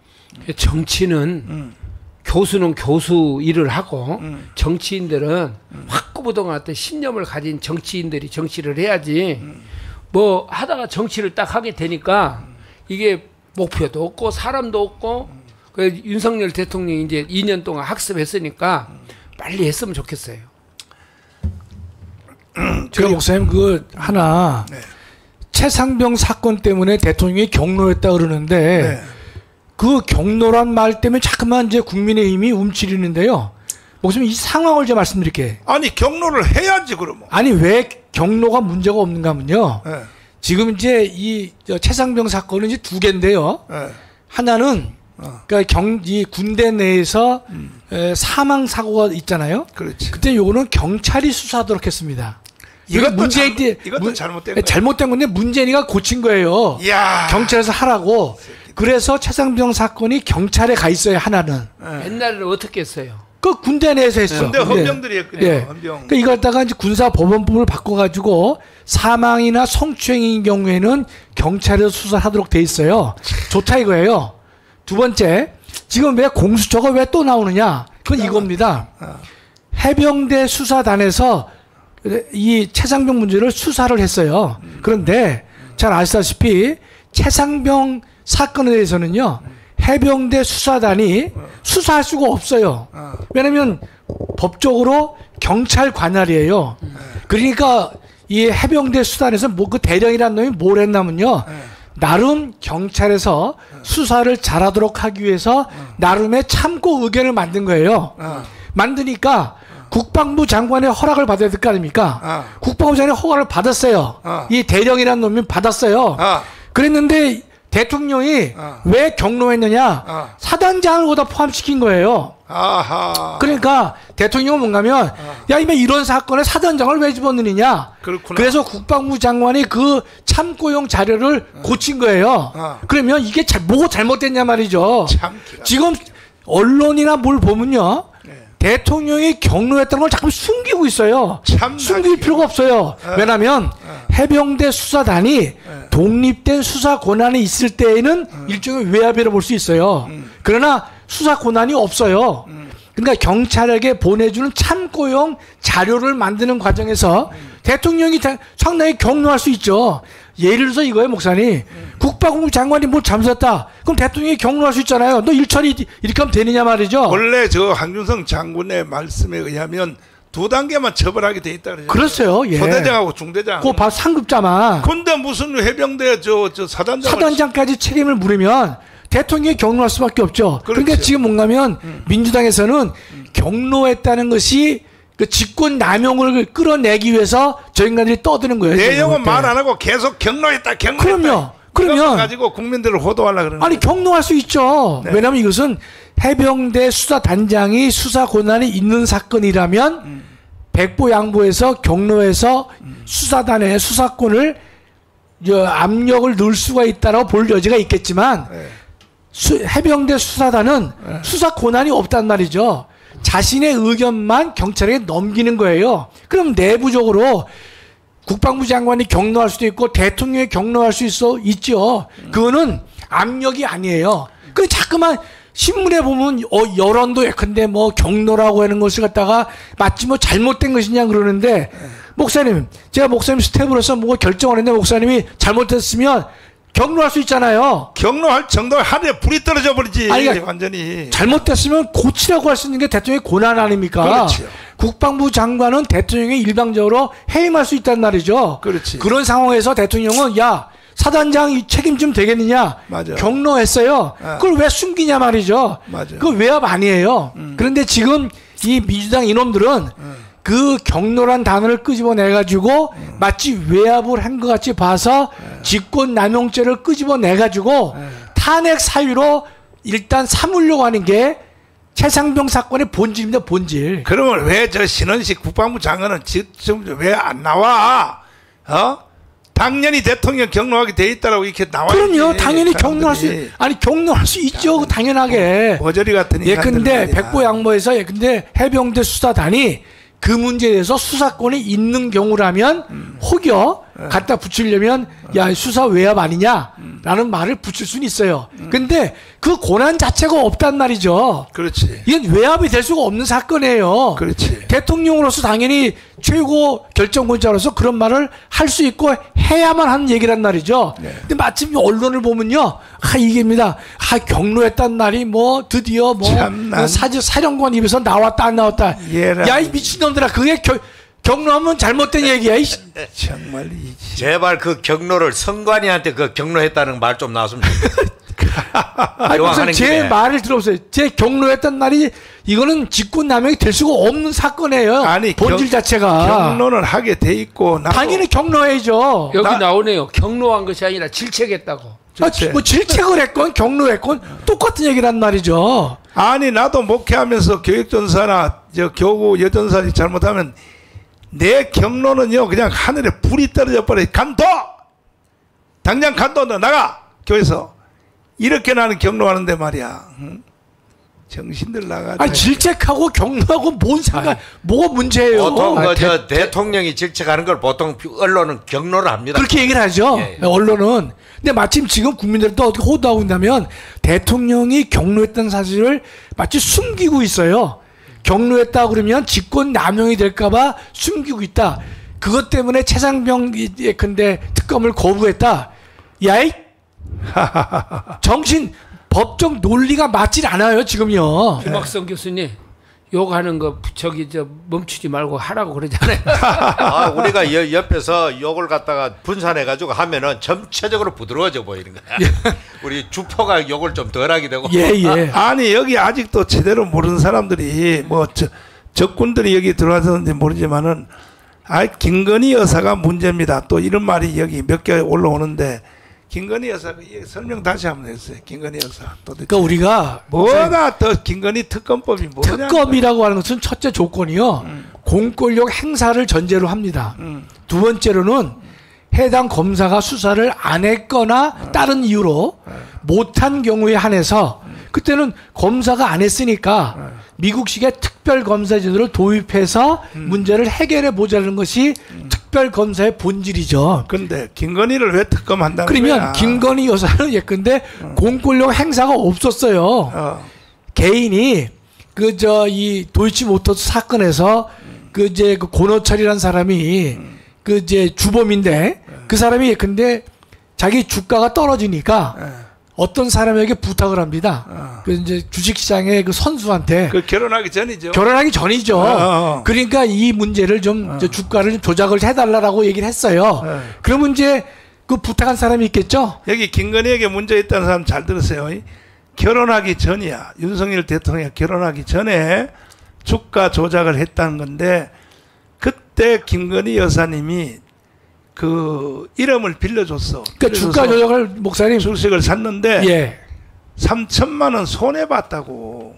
손해보고 그리고 그걸 진짜로 주도를 했던 사람들은 처벌받았잖아요. 그러니까 진짜 장난질한 사람은 실형 처벌 받았고요. 그렇지. 그다음에 그걸 부탁한 사람, 제 고노수 회장이라고 하는데 그 사람은 집행유예 받았어요. 그렇지. 그다음에 통장 빌려준 사람은 다 무죄됐어요, 목사님. 통장 빌려준 사람 무죄 됐으니 김건희도 당연히 무죄 아닙니까? 무죄가 되면 아시다시피 문재인 정권 하에서 윤석열 총장이 대통령 후보가 됐잖아요. 그렇지. 그럼 얼마나 밉겠습니까? 그렇지. 저걸 끌어내려야 될 거 아닙니까? 그렇지. 얼마나 탈탈 털었겠어요.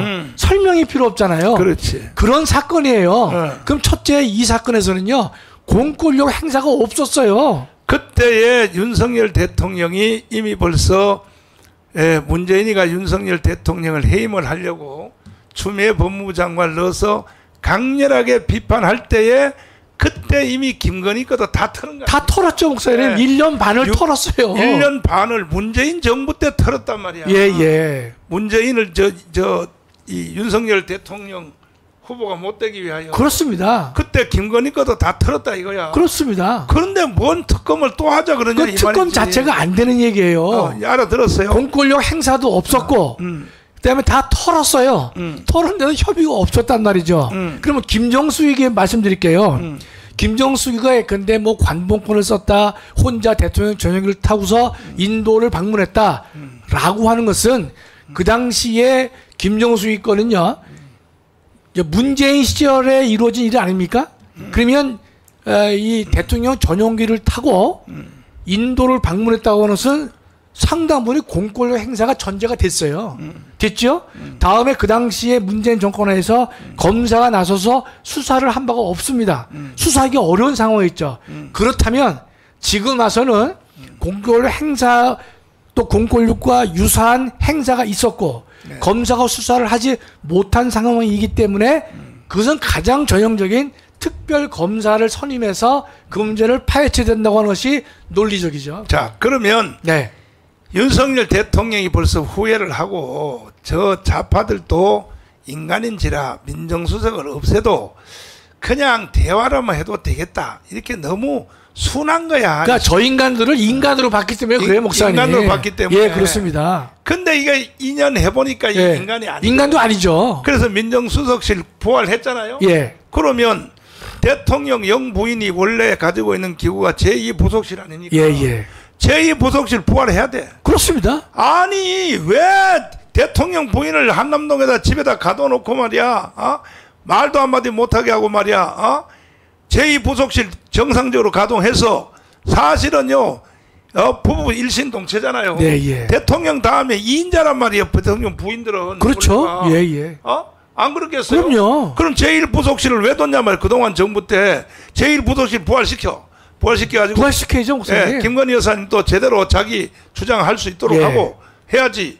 이게 말이야 도대체가 인간들 같으냐고 말이야. 아니 그러니까 윤석열 대통령이 너무 순둥이야. 그냥 제2부속실도 없애버리고 그냥 민정수석도 없애버리고 안 되잖아요 결과적으로. 그러니까 빨리요 밑으로 내려봐봐. 밑으로 내려봐. 김건희 특검 대상 맞습니다. 누가 올렸나? 특검 대상이 안 돼. 그래 안 되죠. 안 되죠, 저거는요. 안 되는 게 맞고. 그리고 제2부속실 시켜가지고 거기다가 예산 덤벅 쳐가지고 김건희가 한번 제대로 그 대통령 영부인 노릇 제대로 하도록 빨리 윤석열 대통령님 민정수석님만 부활시키지 말고 빨리 다 제대로 해요. 제대로 해요. 그 목사님 최상병 사건 건도 대통령이 직접 이런 말을 하셨어요. 현재 경찰과 공수처가 수사 중에 있으니까 좀 기다려보자. 그리고 나서도 우리의 만족스럽지 않으면 본인이 먼저 특검을 하겠다라고 주장하겠다고 뭐 얘기를 했어요. 그럼 기다려야지. 그렇지. 네? 맞아. 그럼 무조건 이놈들은 특검 전국으로 간단 말이죠. 그렇지. 특별검사 제도는 대한민국 헌법에 없어요. 대한민국은 검사가 수사의 주체가 되고 있단 말이죠. 특별검사는 검사의 수사를 격려를 했는데 믿을 수가 도저히 없다. 이럴 때만 특별검사를 선임해서 하는 예외적인 행태인데 이 인간들은 다 특검하겠다는 거예요. 조국 수사도 특검하겠다 그래서 제가 깜짝 놀랐어요. 이번에 검사들 지난 2년 동안 검사들이 개판치니까 한동훈하고 관계 있는 검사를 다 자르고 39명의 검사장을 바꿨잖아요. 예. 그 중에 제일 중심이 서울중앙지검장 아닙니까? 예. 서울중앙지검장을 바꿨다고 김건희를 보호하려고 바꿨다고 보호할 일이 뭐 있습니까? 이미 다 끝났는데 이렇게 언론들도 몰고 가고 심지어 자유우파들 속에서도 그런 그따위 소리를 하고 하는 것을 이런 걸 보면요 참 내가 정말 정말 참 대한민국 국민들의 수준이 말이야 이게 되겠냐 이게 말이 설령 그래 실수를 좀 했다고 치자. 그러나 이거는 이미 벌써 시효가 지났잖아요. 법정 시효도 지났고 투자해서 돈도 3천만 원 손해봤고 그리고 같이 한 사람은 이미 처벌 다 받았고 통장 빌려준 사람은 무죄로 됐죠? 다 됐고 빌려준 사람 무죄됐습니다. 끝난 거 아닙니까? 끝난 걸 가지고 좌파에서 김건희 특검법을 다시 하자 이런 것들이 저 정치인이란 말이야. 저 쓰레기들이 다 쓰레기들 싹 쓸어버려야 돼 저것들 다들 싹 쓸어버려야 돼. 아니 김정숙 그저 인도 갈 때 전용기를 타고 거기다 대통령 휘장을 달고 갔다 가거든. 휘장이요. 아니 대통령 휘장 달고 가면 그건 사칭한 거 아닙니까 그게? 그렇죠. 예. 근데 그 장군도 안 탔는데 별판 그 열어놔놓고 가면 그거 큰 문제 되거든 그게. 그렇지. 여하튼 김종수 건은요 특이한 게 문체부가 끝난 다음에 출장 결과서를 써서 냈거든요. 거기에 김정숙 그 타지말묘 방문이 없어요. 그렇지. 아니 끝나고 난 다음에 그 공무원에서는 당연히 보고를 써내잖아요. 내는데 김정수가 타지말묘 갔다는 말이 없어요 거기에. 자, 그 팩트입니다 팩트. 우리도 거꾸로 지금 말려들어 가지고 시간을 허비하고 있어. 할 거 없고 말려들 필요 없고 내일 1시까지 부울경 전체 총동원 찍은 사람 우리 자유통일당을 찍은 사람은 한 사람도 빠짐없이 점심시간을 이용해서라도 다 뛰어나오기를 바랍니다. 다 뛰어나와서 우리의 실력을 한번 보여줘야 되니까 여러분 내일 부산역 광장 오후 1시까지 다 나와주시길 바라고 자 이제 시간이 다 돼서 여기서 또 마지막 한마디 하고 마치려고 합니다. 홍동영 박사님부터 네. 마지막 말씀. 뭐 오늘 뭐 하다 보니까 우라통이 더 증가되니까 이거 뭐 참 이렇게 매일 할 때마다 열불나는 그런 방송을 계속 해야 되고 빨리 우리 윤 대통령이 혁명적 결단을 해주시기를 간절히 청원합니다. 그렇지. 이번에 이 부정선거를 이거를 기화하고 그 사법 처리할 수개들을 빨리 처리하면은 다시 이제 보수들이 새로 모여가지고 압도적으로 이 마지막 임기를 잘 마칠 수가 있습니다. 저 뭐 국회 숫자 많다 해도 대통령 권한이 있으니까 헌법에 보장된 대통령 권한만 가지고도 얼마든지 국가를 이끌어갈 수가 있습니다. 그러니까 너무 주눅들지 말고 제대로 된 싸움을 이번에 해 주실 것을 간청합니다. 자, 또. 예, 그 3.15 부정선거가 부산, 마산 그쪽에서 일어났지 않습니까? 뒤집었거든요. 그런데 그때보다 더 심한 지금 부정선거가 일어났어요. 그렇지. 예, 그때보다. 맞아. 부산 분들이 화끈하게 이번에 저 부산역전에 같이 모여가지고 소리를 질러야 됩니다. 맞아. 그러니까 내일 다 부울경에 계신 분들은 다 동원해가지고 거기서 소리를 질러서 서울까지 상륙할 수 있도록 그렇게 해주시기를 바랍니다. 자, 또. 예, 우리가 장학일 목사님께서 말씀해 주셨지만 부산 같은 경우에 다른 데도 이제 조사를 하겠습니다만 0표 나왔다고 한 지역에서 9표 나왔습니다. 그 지역에서 사전선거에서 40표가 나왔거든요. 맞아. 근데 0표가 된 거예요. 우리 자통당 지지 세력들은 이 사전선거보다는 당일 투표를 더 선호하는 세력입니다. 그렇지. 그럼에도 불구하고 0표가 나왔어요. 참. 받아들일 수 없죠. 한 표 나온 지역은 32표까지 확인이 됐고 10표는 20표, 3표는 7표까지 나왔습니다. 그러면 우리가 지금의 대한민국 정서는요. 선거가 끝난 다음에 더군다나 자유통일당을 지지했다는 사람들이 적극적으로 나서기 어려운 분위기입니다. 그럼에도 불구하고 목숨을 걸고 나와가지고 객관적 진실을 얘기하고 있거든요. 그렇다면 이와 같은 부정선거가 있었다는 사실을 우리 국민들이 그대로 넘어갈 수는 없지 않느냐. 또 하나 익산 지역에서는 우리 자통당 지역구 후보가 있었는데요. 그렇지. 2천 몇백 표를 얻었습니다. 맞아. 그런데 그 정당에 던져진 표는 그 수보다 훨씬 적어요. 900표 좀 900표. 900표. 그러면 이게 다른 지역도 아니고 호남 지역입니다. 네. 그 어려운 지역에서 참. 지역구 후보로 나온 사람이 2,600표를 얻었으면 적어도 정당 득표는 2,600보다는 더 나와야 된다고 하는 것이 건전한 상식적인 생각인데 더 적어요. 더 전국에 적습니다. 11개 저 지역이 다 그래. 자, 그렇다면 우리가 그 마지막에 6% 지지를 받았거든요. 그렇지. 그럼 180만 표입니다. 180만 표인데 지금 우리가 64만 표밖에 얻지 못했거든요. 이런 등등을 감안해 봤을 경우에 자유통일당에 대해서는 분명히 엄격 명백한 부정선거가 있다고 볼 수밖에 없어요. 그리고 또 아시다시피 우리가 그 개표 함을 모으는 함을 보면 7번은 있고 9번으로 이어진단 말이죠. 그렇지. 저희가 이 자유통일당은요 원내 정당이면서도 8번의 기호는 선거법에 의해서 기호를 부여받은 것이에요. 그렇지. 그렇다면 7번 다음에 8번 있어야 되는데 우리는 지금도 국회의원 한 명을 가지고 있는 그렇습니다. 8번을 이 선관위가 인위적으로 저걸 빼버렸단 말이죠. 저 다른 저 하무에다 넣어가지고 했어요.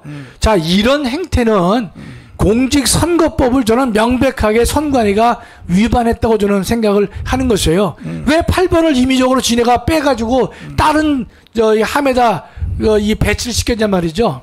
그렇다면 정말로 윤석열 대통령께서 문재인이 행한 적폐청산 못지않은 적폐청산을 하지 않는다면 두 번째 이와 같은 부정선거를 보면서도 대통령께서 외면하고 모른 척 한다면요 분명히 말씀드리지만 3년 후에 윤 대통령은 이 적들과 제대로 싸우지 못하면 반드시 감옥 갑니다.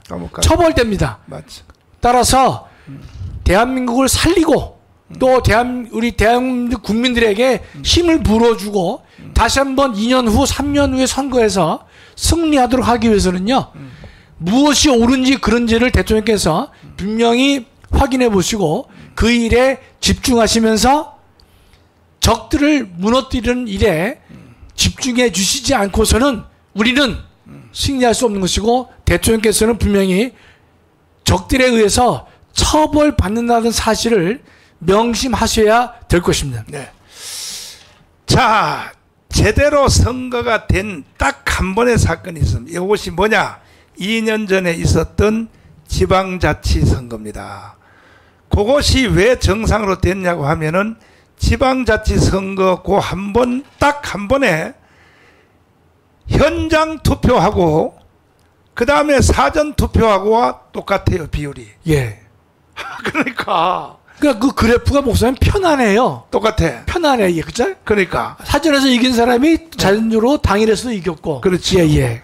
그러니까 싹쓸이 한 거야, 우파가. 예. 지방자치선거에서 서울시장 오세훈도 됐고, 또 다 됐단 말이야. 인천시장 유정복도 됐고, 그리고 서울시에는 25개 구청장들도 다 거의 우파들이 다 됐단 말이야. 상당 부분이 됐죠, 목사님. 상당히. 예, 예. 그리고 전국에 뭐 충청남도 도지사, 충청북도 도지사, 뭐 이거 싹 다 휩쓸었다고 다 전라도 빼고는. 요게 정상적이거든요. 뭐가 정상적이냐면 당일날 투표한 그 숫자하고 그 다음에 사전 투표하는 거하고 똑같은 거야. 그 프로테지가 똑같은 거야. 이게 정상이란 말이에요. 정상 맞지 않습니까? 그래서 그거에 비하면은 이번 부정선거는 당일날 투표한 거는 다 이겼는데 네. 사전 투표한 거는 이것도 증거도 어느 정도가 아니야. 그냥 확 쳐가지고 다 뒤집어 놨다고. 그래서 이거는 반드시 부정선거가 이루어졌습니다. 자, 이제 뭉치자 싸우자 이기자 우리 구호를 마치고 마치도록 하겠습니다. 자, 우리 이승만의 구호 뭉치자 뭉치자 싸우자 싸우자 이기자 이기자. 감사합니다. 감사합니다.